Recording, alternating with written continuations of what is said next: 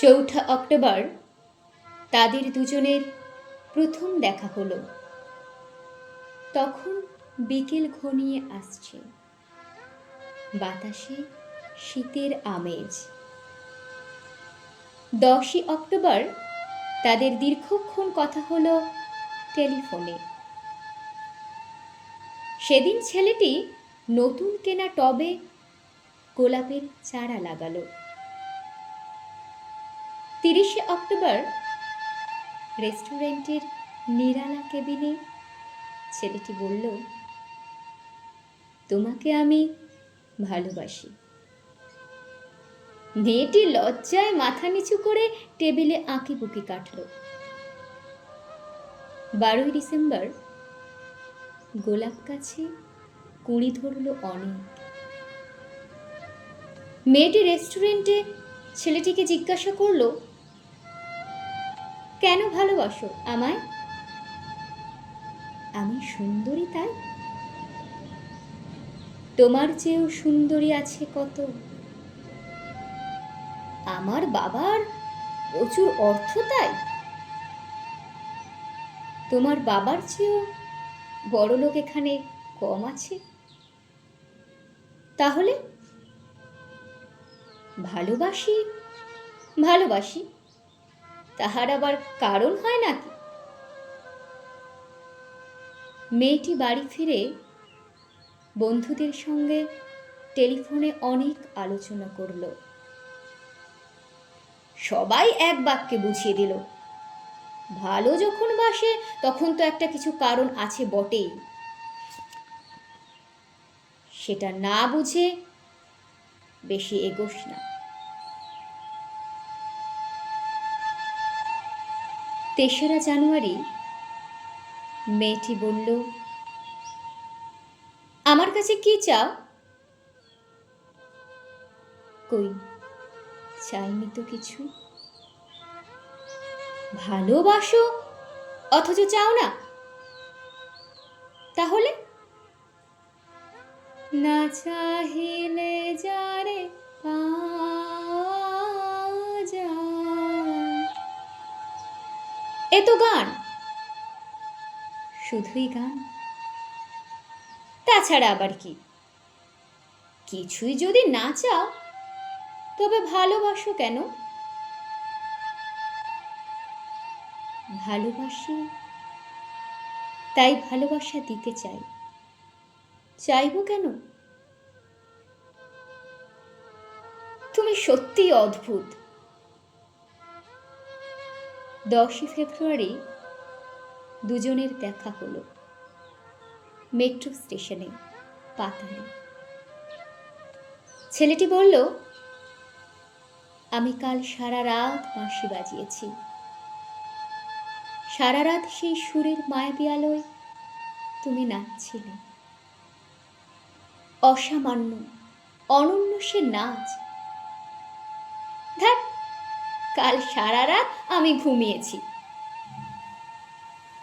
আমি কিন্তু তোমার নাচই দেখে গেছি সারা রাত। তোমার বাঁশি একদিন শুনতে হবে। 12ই মার্চ ছেলেটি বাঁশি বাজালো। মেয়েটি শুনল।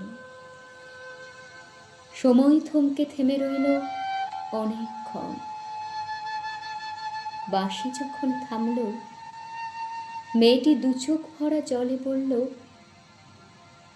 বাঁশি শুনতে শুনতে আমার ঘুম এলো আবেশে। আমি দেখলাম আমি নাচছি, মেঘের মাঝখানে তারাদের পাশে আমি নাচছি। আকাশে ফুলের গন্ধ। ডাক্তার আমায় বাঁশি বাজাতে নিষেধ করেছে। সে কি, কেন? বাঁশি আমায় টেনে নিয়ে যায় স্বপ্নের মধ্যে। ডাক্তার বলেছে, স্বপ্ন দেখে দেখে আমার মস্তিষ্কে শিরা উপশিরা চট পাকিয়ে গেছে। তাহলে ভাবছি আমার বন্ধুরা বলেছে তুমি খুব ভালো, অসাধারণ, কিন্তু তুমি সৃষ্টি ছাড়া, তোমার স্বপ্ন সব অর্থহীন। আমি জানি। স্বপ্ন টপ্ন ছেড়ে দিতে পারো না তুমি? না। তাহলে তাহলে তো তুমি আমাকে হারাবে। তোমায় পাইনি তো কখন। 5ই মে ছেলেটির মস্তিষ্কে অপারেশন হলো। একটু সুস্থ হতেই মেয়েটি এসে বলল, ভালো আছো তো? এখন আর স্বপ্ন দেখছো না তো? দেখছি আরো সুন্দর স্বপ্ন।